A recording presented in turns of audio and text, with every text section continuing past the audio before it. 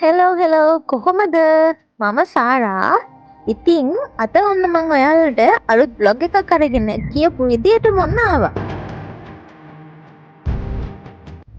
ඉතින් එන්නකෝ යන්න මාත් එක්ක. අද මේ මම යන්නේ මොකටද කියලා බලන්න.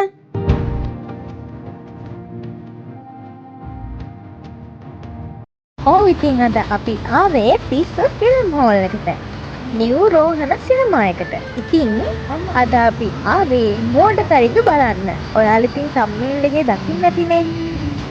ඉතින් අපේ පවුල හැමෝම ආව ඉතින් මේකට. අපි 6 දෙනාම ආවේ බයික් එකේ. හැබැයි දෙපාරකට. මොකද එකපාර 6 දෙනෙක්ට බයික් එකේ ඉන්න බෑනේ. ඉතින් එන්නකෝ යමු. ෆිල්ම් එක බලන්න.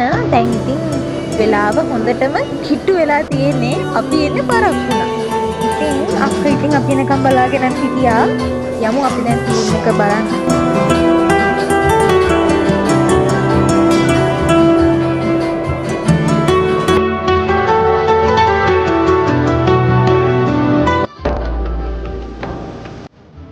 අපි තමයි ඉතින් අවසානට ෆිල්ම් හෝල් එකට ආවේ. ඒ ඇවිල්ලා චුට්ට වෙලාවකින් ෆිල්ම් එක ඔන්න පටන් ගන්න තමයි හදන්නේ. ඉතින් එන්නකෝ බලන්න.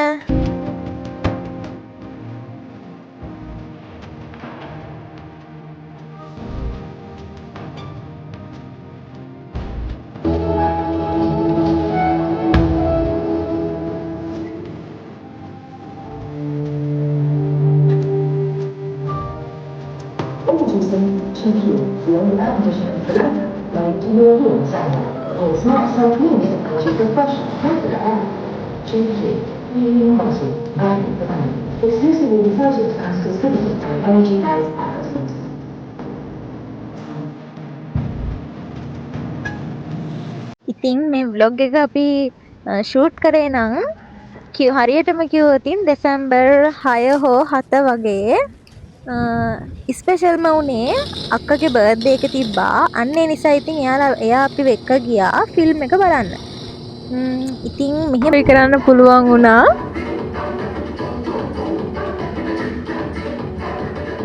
ඉතින් ජීවිතය කියන්නේ බලනකින් එක මහා ලොකු සතුටක් කියලා.